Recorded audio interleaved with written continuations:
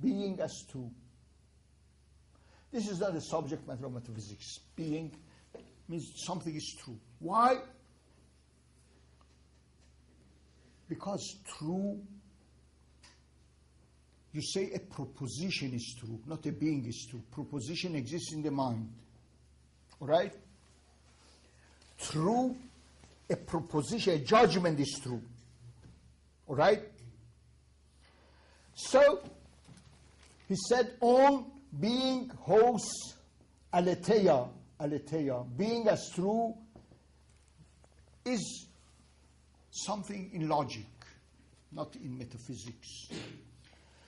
So any discussion of being which is not being there in the external world does not belong to metaphysics according to Aristotle. According to Aristotle. On hos aletheia, being as true. All right? Now, when Ibn Rushd wants to criticize Avicenna, he always says that it is mawjud bima wa sadir, it's own as true, being as true. That is, it does not belong to metaphysics. But Farabi said, yes, you are right, Aristotle. But you have on the one side truth, but truth is related to reality. Haq. You have sidq and haq. You say a proposition is true. But corresponding to this true, there is a reality. Or if there were no reality, you could not say it is true. All right? So, Muslim philosophers emphasized on reality, haq. For example, Avicenna has a chapter on haq, being and haq. All right? Haq means reality. All right? This is very important. Because nothing can be true unless, you see, a proposition has two sides. A proposition, a judgment is true when there is a reality. When you compare the judgment to reality, it is true. But there is other way around. The reality should correspond, it is reality. And metaphysics is concerned not with truth, but with reality. See, with reality. And this was an addition by Muslims, by Farabi and by Avicenna. What is the, let's say, what's the relationship between truth and reality? Every truth has a reality in being behind it. Metaphysician is not concerned with truth, with reality. All right? It's an addition. He has discussions about that ziyadatul wujud, the problem of ziyadatul wujud, accidentality, super addition of being. Being is different from quiddity. They are different concepts. This is one concept, that one is concept. So they are, this difference is called ziyada. They are super added to each other. You cannot understand from quiddity being nor from being quiddity. This is called ziyadat al-wujud al-mahiyya. Very important. Ziyadat al-wujud al-mahiyya under this. Now, there are grades of being, discussion of grades of being, and the relationship between being and quiddity, long discussions. I mean, what I mentioned only just 1-2 seconds. I mean, there are long discussions in chapters, because I want to summarize here. Another point, you see, we have different kinds of being. I tell you, I give you a chart of being, so that you remember. I mentioned this already in the case of light. I mean, the classification of light which I mentioned, you can apply to being. Being is either fi nafseh. You find the same in medieval philosophy. From Islamic philosophy was translated into scholastic philosophy. You see, fi nafseh, in se,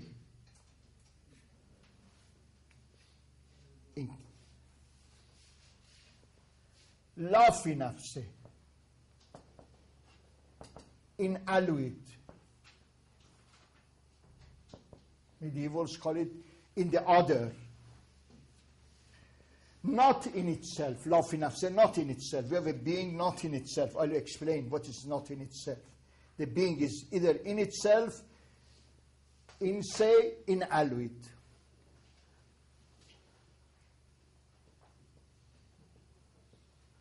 Now, in se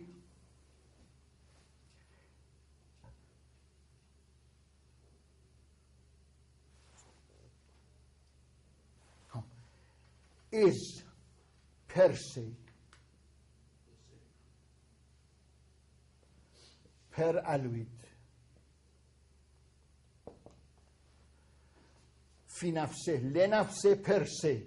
It's called le nafse, le ghaire. Again, this is divided ase, aluit. Right? In Arabic, benafse.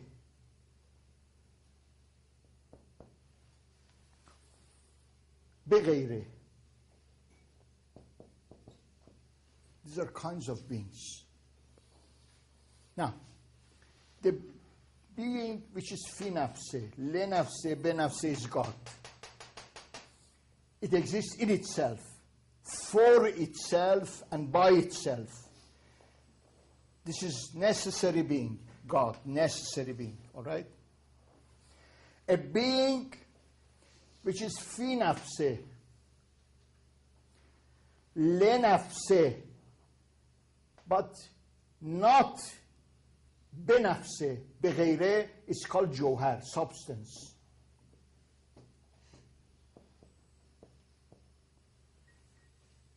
All right? Substance exists in itself and for itself. Accident exists for the other, exists in itself but for the other. But a substance is created, is not benafse, beghayre, it's caused by other thing, all right? And fi nafse, le ghayre, leghere is called accident. So you have fi nafse, le nafse, benafse, in se, per se, ase. These are ase, it's called necessary being, God. In se, per se, but not ase, not ase. In se, per se, it is called substance. Substance is always caused. It's not the cause of itself. All right?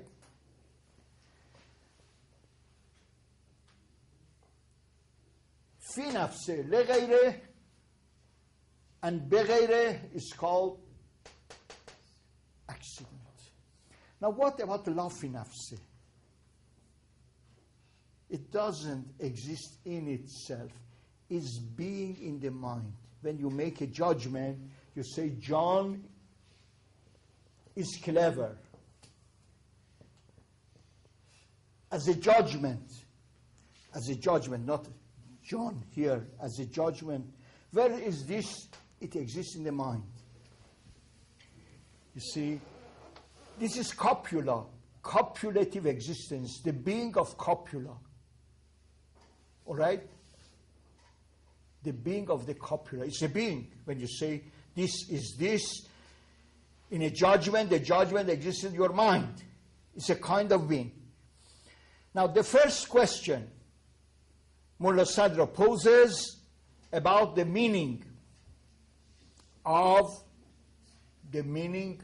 whether this is synonymous or homonymous with this being.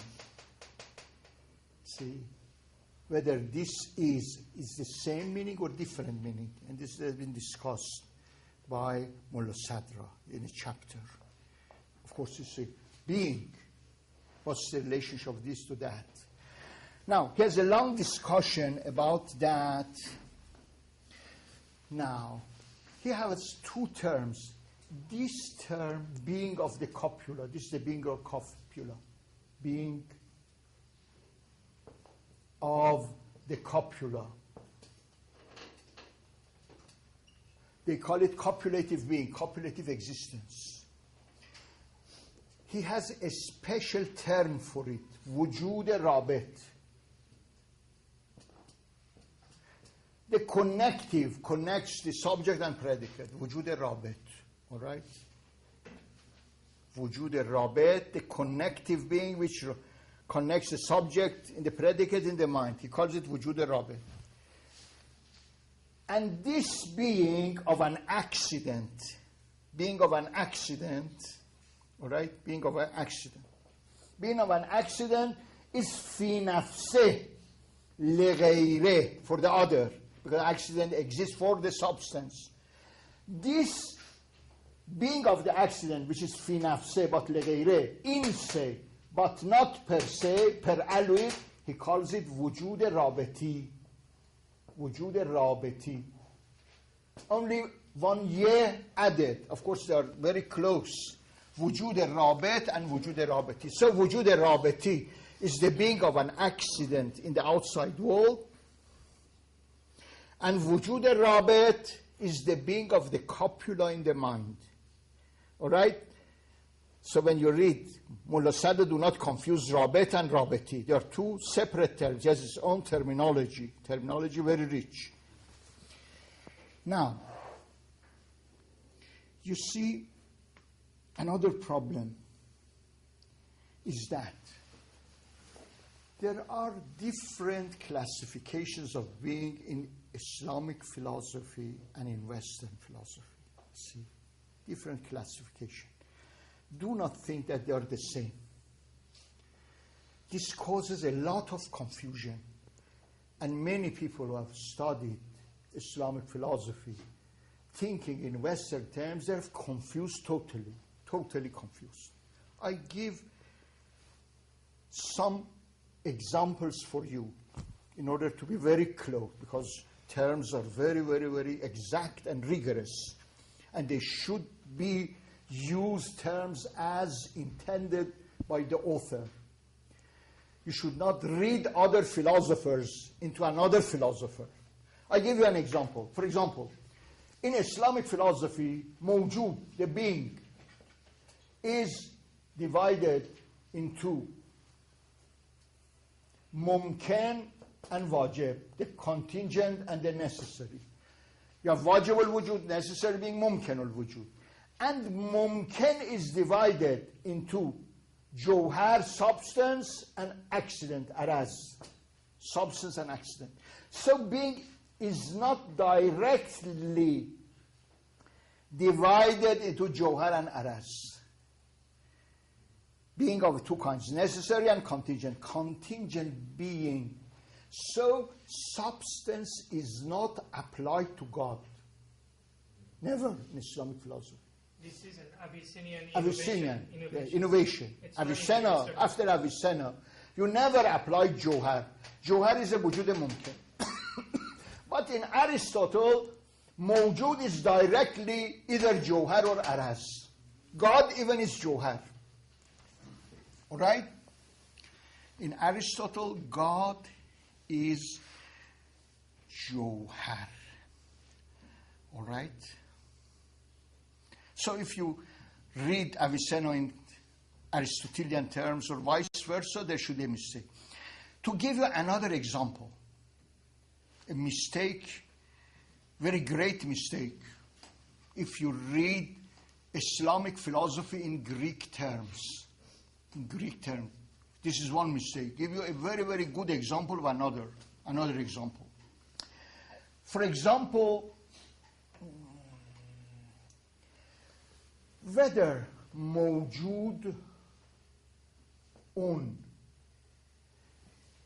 is synonymous or homonymous. Synonymous means one meaning for all, one word and one meaning, or different words, one meaning has one meaning, or one word for different meanings. All right? Aristotle sometimes says that being is homonymous. It is very strange. Homonymous. But he has a different thing from homonymous, what we mean. Quite different. His classification is totally different. His classification. I just explain a little a bit. You see, a universal, according to Aristotle, is either synonymous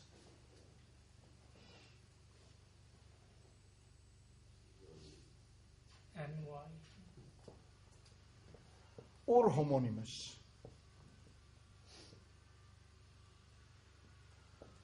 All right? Synonymous like man. This Jack is man, and let's say so-and-so is man. It's equally. It has the same meaning. But those which have not the same meaning are homonymous. They have two kinds. Homonymous in itself and analogous. Tashkiki. Tashkiki for Aristotle is because it doesn't have the same meaning. It's not synonymous. That which has not the same meaning, like, for example, in Persian, shir has meaning a lion and milk. The same word, milk, lion, and tap or faucet. A faucet, a tap is called shir. There's different meanings. So it's not synonymous. It's applied in different senses. But analogous terms, tashkiki, doesn't have exactly the same meaning. They are not, because synonymous, they are applied equally. Analogical terms are not applied equally. So they are not synonymous. Anything which is not synonymous is homonymous. All right? But in Islamic, the philosophy is quite different. The classification is different. If you confuse, this will cause a lot of confusion, and it has caused in Islamic philosophy already. Because they did not understand Aristotle's classification, and they read Aristotle's classification in their own classification. Islamic classification is like universals are either synonymous, they have the same meaning. If they are not synonymous, they are homonymous. If they are synonymous, if they are not synonymous, they apply equally like man, they are homonymous. Synonymous includes both which are applied equally and analogically. Analogy also included. Analogy comes under here. But in this classification, analogy comes under homonymy. So when Aristotle says that being is homonymous, it means that it is analogical. Analogical. There are two different classifications. If you read Islamic philosophy in terms of Greek philosophy, you should read each philosopher in his own terms, see? And you confuse, there will cause a lot of confusion. Did you get this or not? Or should I repeat? This is very important. I repeat once more, because it's a very important point. Some of the Muslim philosophers believe that, according to Aristotle, being is homonymous. Of course it is true, but homonymous doesn't mean the same thing as in Islamic philosophy. See, according to Aristotle, a universal is either synonymous, and if it is synonymous, applies equally. For example, say that man applies to this one, that one equally.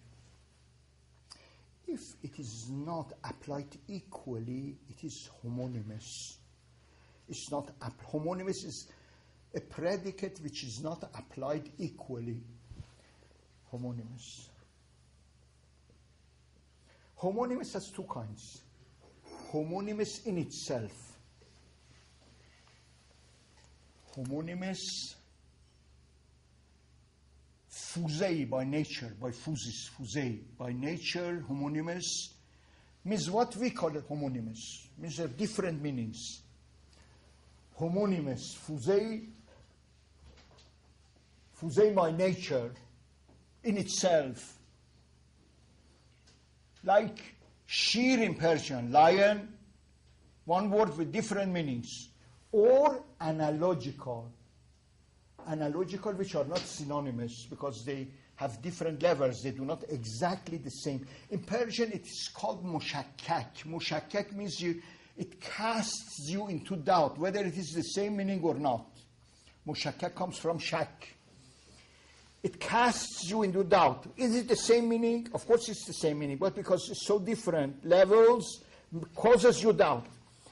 So, analogical concepts like being, for example, being, unity, are, according to Aristotle, homonymous, but not homonymous in itself, but analogical.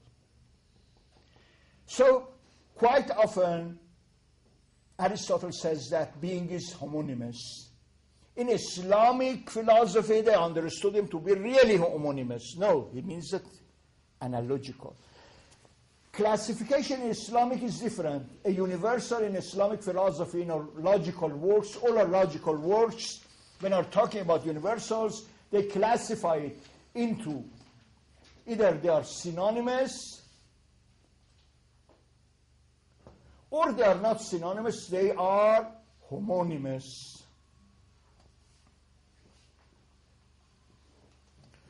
Synonymous are first really synonymous, like man, really synonymous, fuzei synonymous, and analogical, mushakkak. Analogical are included in synonymous, which have the same meaning. But here, analogical are included in homonymous. Homonymous with that which is not synonymous, that which is not applied equally. Equally is homonymous. Homonymous is either homonymous fuzei by nature or analogically. So you should not read always Aristotle in Islamic terms or Islamic terms in Aristotle. You have many, many examples of this kind. I'm not going, I gave you 2 examples in order to be careful, to read every philosopher in his own terms, even if they belong to the same school. They are both peripatetics, see? Now,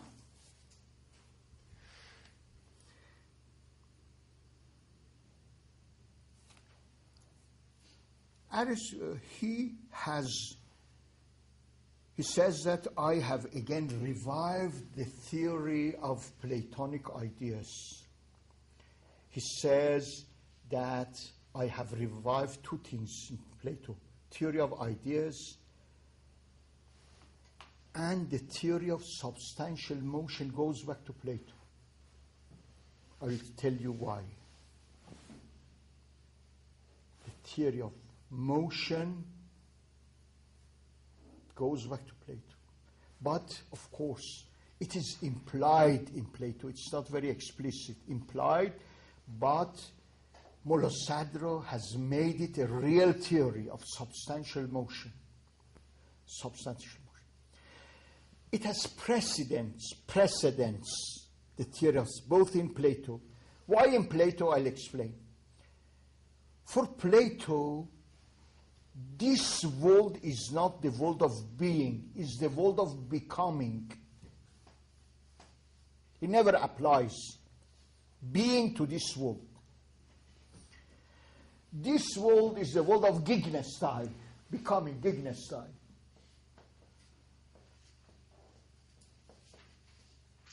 Becoming. Never being. never being, never applies. The world of ideas, the other world is the world of being.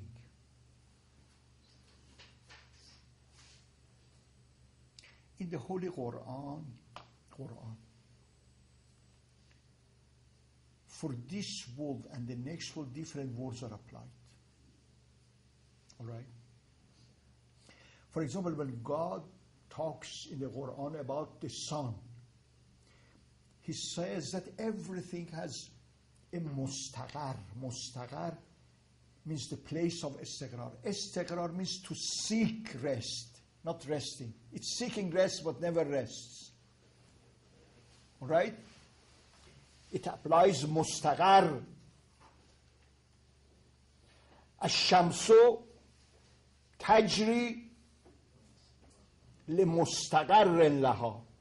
It always runs towards a resting, seeking a resting place. Istiqrar is istif'al, means to seek, but it never rests. But on the other hand, concerning Jannah, it says Darul Qarar. See, Darul Qarar uses different words. I mean, the wording of Quran is very precise. It's really, I mean, if you pay attention, Mustaqar is different from Qarar. In any case, for Plato, this world is the world of becoming, never being. Of course, you apply being. Even if you apply being, he has another word for being for that world. For the world of ideas, he says, ontos on. Ontos on. Really being, ontos on. In Greek, ontos on.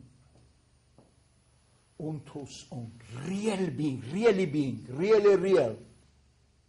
Means even if you apply being, this being of this world is not real. It's becoming. Every time changing. Right? In a sense, this is a substantial motion, even if it is not emphasized. I mean, generally speaking. So, when he says that it exists in Plato, he understood Plato quite well, better than all the modern Platonists. They would never say so, mention it. Again, we have this theory in another form in Ibn Arabi, instantaneous creation. All right? Instantaneous creation. Everything is created instantaneously. Khalq jadid. Quran says, Balhum fi labsin min khalq jadid. This has been translated in two ways. Disbelievers who do not believe in the hereafter, they do not know that they are always lapse, either means wearing. They are wearing a new clothes every moment. Lapse. They are wearing a new record. Or lapse means to be mistaken. Loops. Lapse also means, iltibas means to be mistaken in Arabic. They are mistaken about Khalq Jadid. If they knew that, there is Qiyamah. Qiyamah means to die and live every moment, because a contingent being goes to non-existence at every moment, and God gives it existence again. It goes back to its non-existence, and it's given existence at each moment. All right? This is Qiyamah. This is Qiyamah. So you have different kinds of Qiyamah. Qiyamah at every moment. Every moment, death and life. Death and life. And also, a middle Qiyamah. Middle Qiyamah is when we die. Prophet said, Man mat, he who dies, faqad qamat qiyamatu. His Qiyamah is resurrected at the moment of death. This is another kind. And the third kind of Qiyamah is the death of the universe. Described in the Quran is a Shamsu Kubrat, is al-Baharun, is al-Baharu Sujrat, and so on and so forth. These are the signs. As our death is accompanied by some signs, the death of the world is also accompanied by certain signs. It's described. So this is the greater Qiyamah. Middle Qiyamah and qiyam at every moment. If you know that this principle applies every moment, you would not deny the death of the world and another world. In any case, so this is, this theory was also taken from Ibn Arabi's theory of Khalq Jadid, which is well discussed in the Fass Sulaymani. How did Sulaiman bring Bilqis's throne through Khalq Jadid? He knew that what is going on, he brought it there. From there, because he was quite conscious of the principle, and he summoned it there. Khalq Jadid. There's a discussion on Khalq Jadid many places. Now, you have this theory in Ash'arites. In Ash'arites also you have. Ash'arites have many, many points, even if we do not accept them, but they are very, very important points. First, they do not believe in substance, like Buddhists. Buddhists do not believe in substance. They do not believe in substance. They believe only in accidents. All right? A thing is a conglomeration of accidents. There is no substance, according to Ash'arites. All right? Second,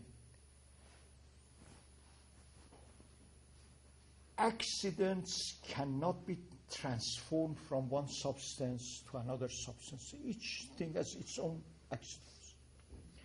Third, no accident is the same in 2 moments. Accident change. Al-Arazu, they have rules. Al-Arazu, accidents, things are conglomeration of accidents. La yabgha zamanain, never will be the same in 2 moments. La yabgha, changes. Right? This is true. So we have the theory of substantial motion in Mullah Sadra. According to Mullah Sadra, not only this world we are in, the matter of things, even the forms of things changes. According to Aristotle, forms are the same. Forms are constant. But according to Mullah Sadra, no, not only matter. The forms of things change at every moment. Even if you do not notice, not noticing doesn't mean that doesn't change. It changes at every, not only the matter of things, but the form of things changes at every moment. It's not the same.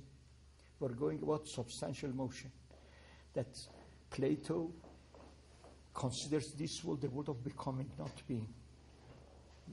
Being cannot be applied, according to Plato, to this world. And Mullah Sadra believes that this theory goes to Plato. Of course, Plato mentions all that this world is becoming, not being. And so he takes it to be substantial motion. And also we talked about, he has taken this theory from Ibn Arabi's instantaneous creation, that everything is created at every instant. And also from the Ash'arite theory that we have no substance. Everything is a conglomeration of accidents, and no accident is the same twice. No accident. Al-Arazu la yabgha zamane. No accident remains the same in 2 moments. In 2 moments. It changes. So we have made it theory. It's very important. It's very elaborated, very philosophically, which is not elaborated. And has proofs. One of the proofs, to give a proof, not only space is an essential attribute of matter. Matter is in space, but also in time. Time and space.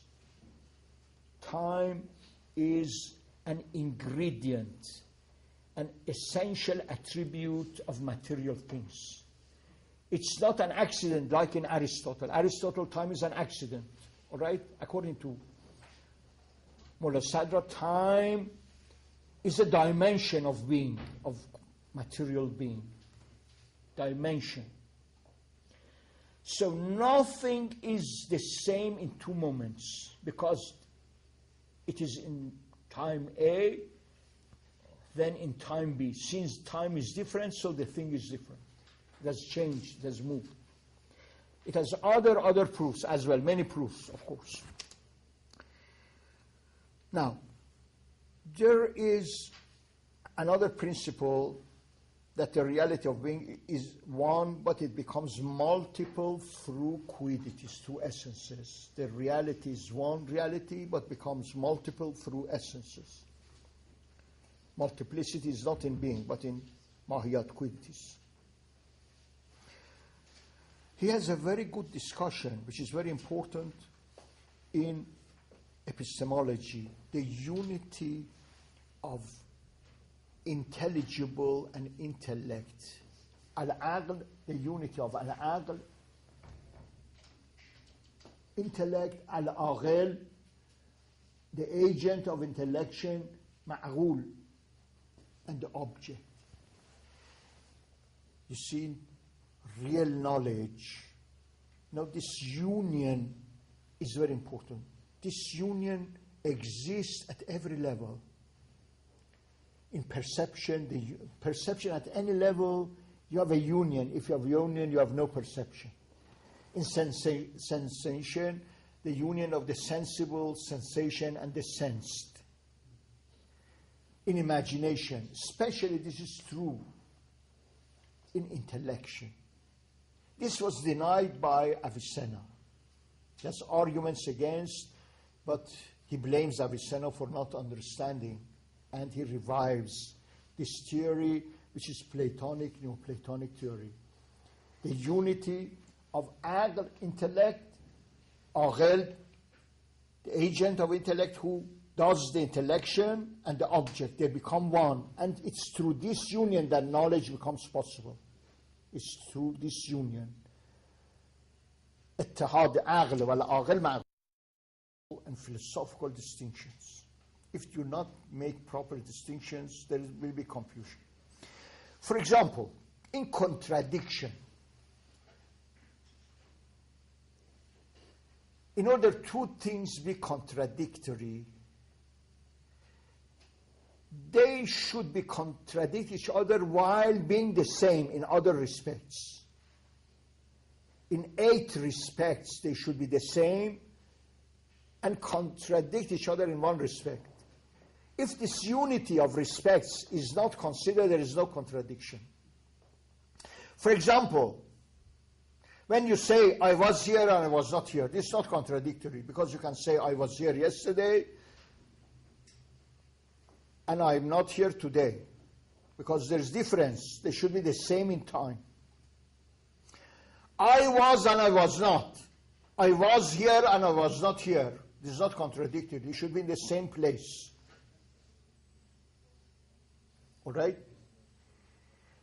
They, two contradictories should have 8, should be one in 8 respects. In time, in place, in the subject, in predicate. If there are 2 different predicates, there's no contradiction. If the subject are 2 different things, they are not contradictory. If you mean one, you intend by potentially and the other actually. They either should be actually or potentially, not one actual and one potential. There are 2 different respects. They cannot be contradictory. You should mean either potentially both or actually. So there should be 8 unities. But he has added, which is very important, another one which perhaps has not been noticed by other philosophers. You see, the kind of predication, you can have 2 kinds of predication. We should intend the same predication, not 2 different predications. Otherwise, they wouldn't work. I'll give you an example.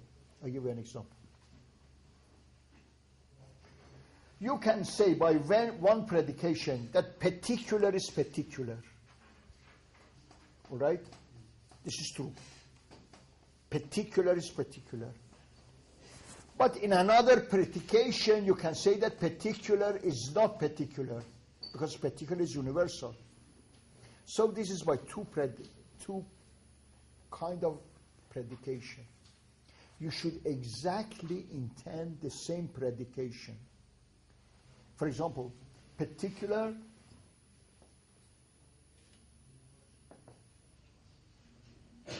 is particular. This is analytic. But a particular is universal. When you say particular is not particular, this is true. But predication is synthetic.